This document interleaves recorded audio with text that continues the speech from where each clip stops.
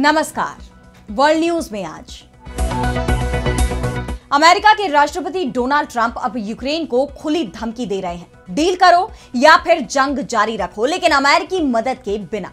बात रूस और यूक्रेन के बीच चल रही जंग को रोकने की है।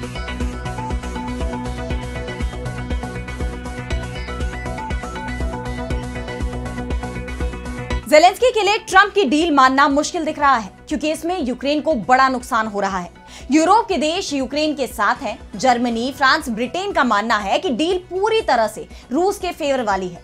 जेनेवा में इन देशों की अमेरिका के साथ बातचीत भी चल रही है। यूरोप का कहना है कि पुतिन को इतनी छूट नहीं मिलनी चाहिए, तो ट्रंप ने जो समय ज़ेलेंस्की को दिया है उसे बढ़ाने को तैयार नहीं है, और इस समय सीमा को समाप्त होने में सिर्फ 4 दिन का वक्त बचा है। तो क्या 4 दिन में रूस और यूक्रेन की रुकेगी जंग, या फिर ज़ेलेंस्की जंग जारी रखेंगे? ट्रंप ने गेंद ज़ेलेंस्की के पाले में डाल दी है। इस पर आप करेंगे विस्तार से चर्चा, लेकिन आइए जरा उन खबरों को भी देख लें जिन पर आगे होगी बात। कतर के हमले के बाद अब अमेरिका के एक और दोस्त पर हमले की तैयारी में इजराइल। ओमान के बढ़ते प्रभाव से घबराए पीएम नेतन्याहू। मिडिल ईस्ट में फिर बढ़ेगा तनाव। इजराइल ने गजा में फिर तोड़ा युद्ध विराम। आईडीएफ की एयर स्ट्राइक में 24 की मौत, 87 घायल। फलस्तीनियों ने की अमेरिका से हस्तक्षेप करने की अपील। जापान और चीन का मुद्दा पहुंचा संयुक्त राष्ट्र। बीजिंग ने अब तक का सबसे कड़ा जवाब देने की खाई कसम। जापान बोला शांति के लिए प्रतिबद्ध। और चलते चलते में देखेंगे क्या ब्रेन वेपन से लड़ा जाएगा अगला विश्व युद्ध, वैज्ञानिक क्यों हुए चिंतित। इन सभी खबरों पर हम विस्तार से करेंगे बात, लेकिन पहले एक नजर हेडलाइंस पर। अमेरिका की राजधानी वॉशिंगटन में राष्ट्रपति ट्रंप के खिलाफ बड़े पैमाने पर विरोध प्रदर्शन। रिमूव द रिजीम नाम की इस रैली में जुटे सैकड़ों लोग। सड़कों पर गूंजा इम्पीच, कॉन्विक्ट और रिमूव का नारा। वेनेजुएला के राष्ट्रपति मादुरो की सरकार का तख्ता पलट करा सकता है अमेरिका। मीडिया रिपोर्ट में सीक्रेट ऑपरेशन का दावा। अंतरराष्ट्रीय एयरलाइनों ने वेनेजुएला के लिए उड़ानें की रद्द। भारत और अफगानिस्तान ट्रेड में बंपर उछाल। 7 महीनों में $525 मिलियन का कारोबार। व्यापारिक गतिविधियों को रफ्तार देने के लिए कार्गो उड़ानों को फिर से शुरू करने की मिली मंजूरी। संयुक्त राष्ट्र जलवायु सम्मेलन COP30 में जीवाश्म ईंधन पर नहीं बनी बात। ब्रिटेन और यूरोपीय संघ समेत 80 से ज्यादा देशों को मिली निराशा। समझौते में देशों से स्वेच्छा से जीवाश्म ईंधन कम करने की अपील। तो रूस और यूक्रेन के बीच जंग रोकने के लिए अमेरिका ने प्रस्ताव तैयार किया है। डोनाल्ड ट्रंप की तरफ से यह प्रस्ताव रूस और यूक्रेन दोनों को सौंप दिया गया है। रूसी राष्ट्रपति व्लादिमीर पुतिन ने तो इस प्रस्ताव पर आगे बढ़ने की सहमति जताई है, लेकिन यूक्रेन के राष्ट्रपति ज़ेलेंस्की इसे मंजूर नहीं कर रहे। ट्रंप ने भी ज़ेलेंस्की से साफ कह दिया है कि जंग रोकना या नहीं रोकना, कोई भी फैसला यूक्रेन को ही लेना है।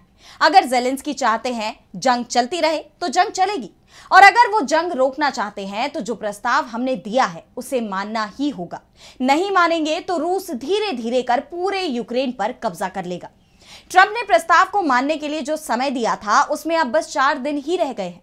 ट्रंप ने चेतावनी भी दी है कि अगर यूक्रेन ने इस योजना को मंजूर नहीं किया तो अमेरिका उसे हथियार और खुफिया सूचनाएं देना बंद कर देगा, जिससे उसके लिए रूस का सामना करना और मुश्किल हो जाएगा। अमेरिकी पत्रकारों ने ट्रंप से जब इसे लेकर सवाल किया कि क्या यह अमेरिका की तरफ से यूक्रेन को दिया गया फाइनल ऑफर है, तो इसके जवाब में ट्रंप ने कहा कि मैंने ज़ेलेंस्की और पुतिन दोनों को युद्ध विराम का प्रस्ताव भेज दिया है। वैसे ये मेरा फाइनल ऑफर नहीं है, किसी न किसी तरह हमें इसे खत्म करना ही होगा, इसलिए हम इस पर काम कर रहे हैं। अगर ज़ेलेंस्की डील को नहीं मानते हैं तो पूरी जान लगाकर लड़ सकते हैं। इसके साथ ही ट्रंप ने एक बार फिर कहा कि अगर 2022 में वो राष्ट्रपति होते तो ये युद्ध कभी शुरू ही नहीं होता। रूस ने फरवरी 2022 में यूक्रेन के खिलाफ सैन्य अभियान शुरू किया था, जो अभी तक चल रहा है। अब ट्रंप इस जंग को खत्म कराने की कोशिश में जुटे हुए हैं। 2024 के अमेरिकी राष्ट्रपति चुनाव के वक्त ट्रंप ने दावा किया था कि मैं राष्ट्रपति बना तो 7 दिन में ये जंग समाप्त करा दूंगा। ट्रंप का वो दावा तो फेल हो गया, लेकिन अब वो इस जंग को खत्म कराने की कोशिश करते जरूर दिख रहे हैं। लेकिन ट्रंप की इस कोशिश से यूक्रेन के साथ ही पूरे यूरोप में हलचल मची हुई है, और उसका सबसे बड़ा कारण ट्रंप के प्रस्ताव की शर्तें हैं, जिनमें प्रमुख शर्तों में रूस ने यूक्रेन के जिस हिस्से पर कब्जा कर लिया है, जिसमें क्रीमिया और पूर्वी यूक्रेन, जिसमें दनेस्क, लुहांस्क का बड़ा हिस्सा शामिल है, उसे रूस का हिस्सा मानना होगा। इसके अलावा खिरसोन और जापोरोजिया के जिस हिस्से पर रूस ने कब्जा जमा लिया है, वो भी रूस के ही हिस्से चला जाएगा। यूक्रेन को अपनी सेना में कटौती करनी होगी। सैनिकों की संख्या 6 लाख के अंदर लानी होगी। यूक्रेन को अपने संविधान में यह प्रावधान करना होगा कि वो नाटो में शामिल नहीं होगा और नाटो भी भविष्य में यूक्रेन को सदस्य न बनाने पर सहमत होगा। यूक्रेन को पश्चिमी देशों से लंबी दूरी के ऐसे हथियार नहीं मिलेंगे जो रूस को चुनौती पेश कर सके। ट्रंप की तरफ से जो प्रस्ताव आया है उस पर यूक्रेन ने तो अभी तक फैसला नहीं किया, लेकिन यूरोपीय संघ ने इसे खारिज कर दिया है। खासतौर पर जर्मनी, फ्रांस और ब्रिटेन ने इस प्रस्ताव को खारिज कर दिया। इसके पीछे पश्चिमी देशों का मानना है कि अगर ट्रंप के इस प्रस्ताव को माना जाता है तो इसे रूस को इनाम देना माना जाएगा, जिसके चलते वो भविष्य में भी दूसरे देशों पर हमला कर सकता है। वैसे सिर्फ यूरोपीय देश ही ट्रंप के इस प्रस्ताव का विरोध नहीं कर रहे, सवाल अमेरिका के अंदर भी उठ रहे हैं। रिपब्लिकन सीनेटर माइक राउंड्स ने दावा किया है कि विदेश मंत्री मार्को रूबियो ने सीनेटरों से कहा है कि यह 28 बिंदुओं वाला शांति प्रस्ताव रूस सोर्स्ड दस्तावेज है, जिसके बाद ट्रंप के प्रस्ताव पर ही बड़े सवाल खड़े हो गए हैं कि क्या अमेरिका की तरफ से 28 सूत्रीय जो प्रस्ताव तैयार किया गया है वो रूस की इच्छा पर बना है। फिलहाल जेनेवा में अमेरिका, ब्रिटेन, फ्रांस, जर्मनी और यूक्रेन के शीर्ष सुरक्षा अधिकारी इस ड्राफ्ट पर विचार कर रहे हैं, जिसमें यूक्रेन की चिंताओं को भी शामिल किया जा सकता है। अभी जो ट्रंप का प्रस्ताव है उस पर रूस बातचीत करने को तैयार है, लेकिन ड्राफ्ट में अगर संशोधन होता है तो रूस का रुख भी महत्वपूर्ण होगा। और अब बढ़ते हैं अगली खबर की तरफ, जहां हम बात करेंगे पश्चिम एशिया में नई जंग की आहट की। तो इजराइल के प्रधानमंत्री बेंयामिन नेतन्याहू को एक बात अच्छे से पता है कि जब तक वो जंग लड़ रहे हैं तब तक उनकी कुर्सी सेफ है। शांति हुई तो पीएम पद तो जाएगा ही, उन्हें जेल भी जाना पड़ेगा। और इसलिए एक जंग से इजराइल निकलता है तो दूसरी जंग की तैयारी शुरू हो जाती है। अब भले ही इससे इजराइल की जनता को कितना भी नुकसान हो जाए, लेकिन नेतन्याहू को जरूर फायदा होता है। अब नेतन्याहू ने जंग के लिए नया दुश्मन तलाश लिया है। सबसे पहले तो इजराइल की तरफ से कहा जा रहा है कि गजा से हमास अब यूरोप में अपना ठिकाना तलाश रहा है, लेकिन नेतन्याहू को इस बात का एहसास है कि वो पश्चिम एशिया या फिर अफ्रीका के देशों पर तो हमला कर सकते हैं, लेकिन किसी यूरोपीय देश पर हमला इजराइल पर ही बहुत भारी पड़ जाएगा। इसलिए नेतन्याहू ने एक नया दुश्मन ढूंढ लिया है, जिस पर हमले का प्लान भी तैयार हो गया है। इस बार उनके निशाने पर ओमान आ गया है। इजराइल का मानना है कि हाल के दिनों में ओमान में यमन के हूती विद्रोहियों की सक्रियता बढ़ी है, क्योंकि हूती गुट फलस्तीन और ईरान का समर्थक है। उसने गजा के सपोर्ट में कई बार लाल सागर में इजरायली जहाजों को निशाना भी बनाया है। ऐसे में इजराइल उसे अपना दुश्मन मानता है। इसके लिए इजराइल ने यमन पर कई बार हमले भी किए और अब मौजूदा हालात में इस बात की आशंका जताई जा रही है कि इजराइल अब ओमान पर हूती विद्रोहियों के नाम पर हमला करने की योजना बना सकता है, ठीक वैसे ही जैसे उसने कतर में हमला किया था। आप जानते हैं कि सितंबर में इजराइल ने दोहा में हमास नेताओं के ठिकानों को निशाना बनाते हुए एयर स्ट्राइक कर दी थी, जिस पर पूरा मुस्लिम वर्ल्ड भड़क गया था। यहां तक कि अमेरिका ने भी इजरायली हमले की निंदा करते हुए साफ चेतावनी दे दी थी कि यह दोबारा नहीं होना चाहिए। अमेरिका के दबाव में इजरायली प्रधानमंत्री बेंयामिन नेतन्याहू को कतर से माफी भी मांगनी पड़ी। अमेरिका ने कतर के साथ सुरक्षा संधि कर ली, इसलिए अब नेतन्याहू के लिए कतर पर हमला करना असंभव हो गया है, तो उन्होंने ओमान को टारगेट पर ले लिया। बात ओमान की करें तो अरब दुनिया में ओमान की स्थिति कतर की तरह ही है। ओमान लंबे समय से क्षेत्रीय तनावों को सुलझाने वाला एक अहम मध्यस्थ देश रहा है। अब इजरायली प्लान के चलते ओमान के अधिकारी भी सतर्क हैं। उन्हें डर है कि इजरायल ओमान की राजधानी मस्कट या उसके आसपास के क्षेत्रों में हमला कर सकता है। इस संभावना को देखते हुए ओमानी प्रशासन तमाम सुरक्षा उपायों पर काम कर रहा है और देश की सीमा सुरक्षा को मजबूत किया जा रहा है। यानी किसी भी हमले की स्थिति में सख्त प्रतिक्रिया देने की तैयारी में ओमान है, जिससे यह साफ है कि अगर इजराइल ने ओमान को निशाना बनाने की हिमाकत की तो यह एक और मोर्चे पर जंग छेड़ने जैसा होगा। लेकिन इस बार उसे अमेरिका का सपोर्ट मिलेगा या नहीं, इस पर संशय बना हुआ है। और अब अगली खबर में बात करेंगे गजा पर इजरायली सेना के हमले की। तो वैसे तो गजा में युद्ध विराम लागू है, लेकिन इजराइल की तरफ से बार बार इसे तोड़ा जा रहा है। इजरायली सेना बार बार गजा में हमले कर रही है और इसका ठीकरा भी हमास पर फोड़ रही है, तो अमेरिका ने इसे लेकर अपनी आंखें बंद कर ली हैं। अब एक बार फिर इजरायली डिफेंस फोर्सेस ने गजा में हवाई हमलों की बौछार कर दी, जिसमें बच्चों सहित कम से कम 24 फलस्तीनियों की मौत हो गई। गजा के अधिकारियों ने बताया कि 22 नवंबर को हुए हमलों में 87 लोग घायल भी हुए हैं। हमास के चिकित्सा और सिविल डिफेंस अधिकारियों ने बताया कि कुल 5 जगहों पर हमले हुए, जिनमें आवासीय क्षेत्र भी शामिल है। प्रत्यक्षदर्शियों ने बताया कि पहला हमला उत्तरी गजा शहर में एक कार पर हुआ। इसके बाद मध्य डेर अल बलाह और नुसैरात शरणार्थी शिविर में और हमले हुए। हमले के कारण एक शक्तिशाली विस्फोट हुआ। मीडिया रिपोर्ट्स के मुताबिक गजा के लोग इन हमलों से काफी डरे हुए हैं। एक स्थानीय निवासी ने कहा कि मैंने बाहर देखा तो पूरा इलाका धुएं से ढका हुआ था। मुझे कुछ भी दिखाई नहीं दे रहा था। मैंने अपने कान बंद कर लिए और तंबू में मौजूद बाकी लोगों को चिल्लाकर भागने के लिए कहने लगा।